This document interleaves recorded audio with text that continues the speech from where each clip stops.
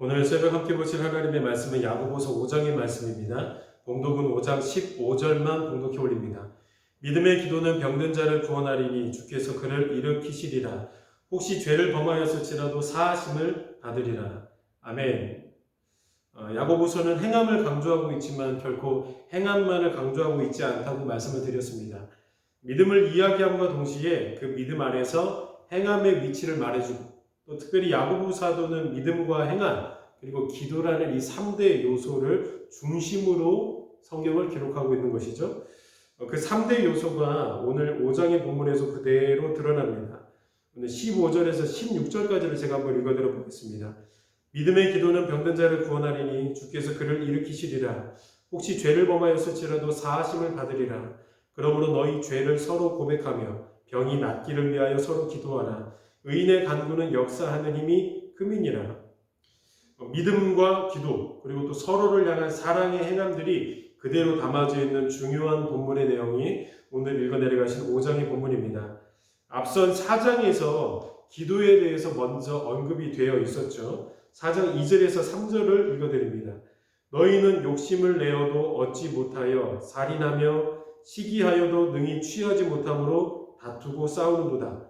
너희가 얻지 못하면 구하지 아니하기 때문이요 구하여도 받지 못하면 정욕으로 쓰려고 잘못 구하기 때문이라. 당시 성도들이 하늘의 지혜와 예수 그리스도의 인격의 열매들을 구하는 것이 아니라 오히려 철저히 개인주의적 사회 속에서 이기적인 욕망과 자신들의 그 삶의 윤택함만을 위해서 잘못된 기도의 모습들이 있었음을 성경기자 야고보가 날카롭게 지적을 했습니다. 그런 기도의 가치관을 가지고 있으면 그 어떤 것도 응답을 받을 수 없다는 결론을 내려준 것입니다. 이 구절만 보더라도 얼마나 당시 교회 안에서 관계들이 어긋나 있었고 또 무질서한 혼란들이 야기되고 있었는지를 우리가 직감할 수가 있습니다. 그렇게 잘못된 기도의 자세와 잘못된 기도의 사상들을 교정시켜주고 나서 오늘 5장에서는 그렇다면 믿음의 사람들에게 참된 기도의 모습이 어떻게 나타나게 되는지를 최종적으로 설명해주고 있는 것을 우리가 만나게 됩니다. 16절 말씀을 보시기를 바랍니다. 그러므로 너희 죄를 서로 고백하며 병이 낫기를 위하여 서로 기도하라. 의인의 간구는 역사하는 힘이 크민이라. 여러분, 지금 4장에서 따끔한 충고의 분위기와 또 5장에서의 분위기가 극명하게 다른 분위기가 그려져 있다는 것이 느껴지시나요? 4장에서는 자신의 정욕을 위해서 기도하기에 급급해 있었지만 5장에서는 서로를 위해 기도해주는 예수님의 기도의 모습이 나타나 있음을 우리가 보게 됩니다. 그러면서 성경 기자가 중요한 단어 하나를 딱 꺼내들죠. 의인의 간구는 역사하는 힘이 크민이라. 성도들을 의인으로 소개하면서 그 의인들의 간구는 역사하는 힘이 크다라고 설명하는 겁니다. 그리고 곧 이어서 엘리야의 기도의 사건을 통해서 기도에 응답하시는 하나님의 모습을 선명하고 구체적으로 보여줍니다. 17절을 이렇게 기록합니다. 엘리야는 우리와 성정이 같은 사람이로되, 다른 번역 성경을 보니까 본성이라고 번역을 해놨습니다. 엘리야는 우리와 본성이 같은 사람이로되 그가 비가 오지 않기를 간절히 기도한즉 이렇게 기록이 되어 있습니다.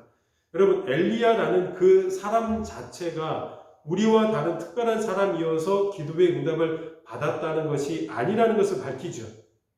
그도 우리와 동일한 성정과 본성을 가진 사람들이었다라는 것입니다. 하지만 그가 어떻게 위대한 기도의 응답을 받게 되었는지를 뭐라고 지금 설명하고 있습니까? 그의 기도는 의인의 기도였다라고 개연성을 펼치면서 설명하고 있습니다. 우리가 잘 아는 대로 성경은요, 의인을 이야기할 때 절대로 이 믿음을 제외하놓고는 의인을 이야기하지 않습니다.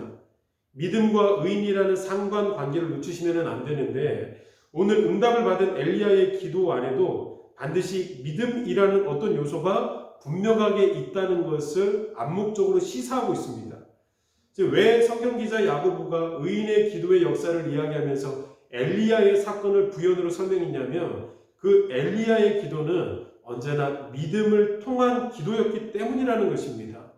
야고보가 생각했을 때 믿음의 기도를 가장 잘 설명할 수 있는 구약의 사람이 엘리야라고 생각을 했고, 그 엘리야는 언제나 말씀 앞에서 순수한 믿음을 가지고 하나님께 기도를 했던 사람이었습니다.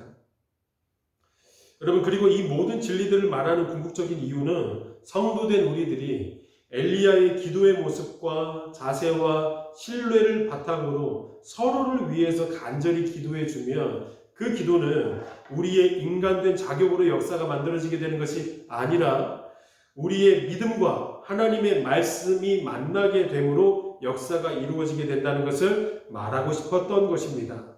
그러니 한 가족이 된 서로를 위해서 엘리야처럼 간절히 기도해 줄 것을 요청하고 있는 것입니다.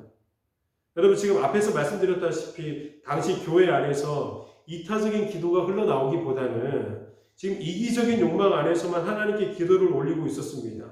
그럼 모든 기도의 패러다임과 또 잘못된 가치들을 송두리째 뽑아내면서 기도의 방향이 이기적인 방향에서 이제 이타적인 방향으로 향해 있게 하려는 하나님의 목적이 오늘 본문에 잘 드러나 있는 것입니다. 여러분, 이 모든 기도의 진리들을 다 말하고 나서 야고보가 서신서를 어떻게 마무리합니까? 5장 19절과 20절을 제가 다른 번역 성경으로 읽어드리겠습니다. 나의 형제들이여, 여러분 가운데 어떤 사람이 미혹을 받아 진리에서 돌이켜 그릇된 길로 떠나갔을 때 누구든지 그 사람을 하나님의 품으로 다시 돌아오게 한다면 여러분은 이것을 꼭 기억하십시오. 그 죄인을 하나님께 다시 돌아오게 한 그 사람은 그 죄인의 영혼을 죽음에서 건져낸 큰 일을 한 것이고 그 결과로 그 죄인의 많은 죄를 덮어준 셈이 되는 것입니다.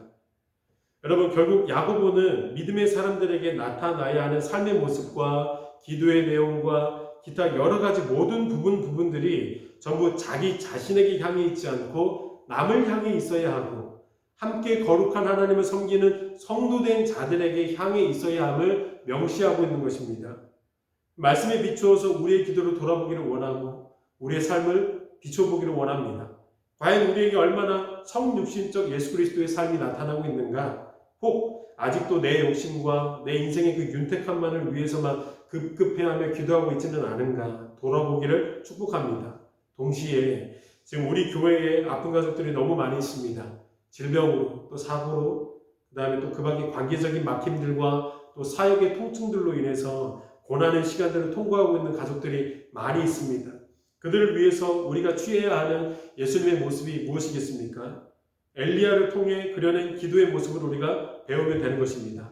간절히 기도한즉 그들의 아픔이 내 아픔처럼 간절히 기도하고 그들의 기쁨이 우리의 기쁨처럼 정성으로 기도하는 그 예수의 모습이 우리에게 시급하다라는 것입니다. 그 사랑의 기도와 섬김의 기도가 우리 교회와 가정에 충만하게 될 때에 하나님은 약속하셨습니다. 의인의 간구는 역사하는 힘이 크미니라.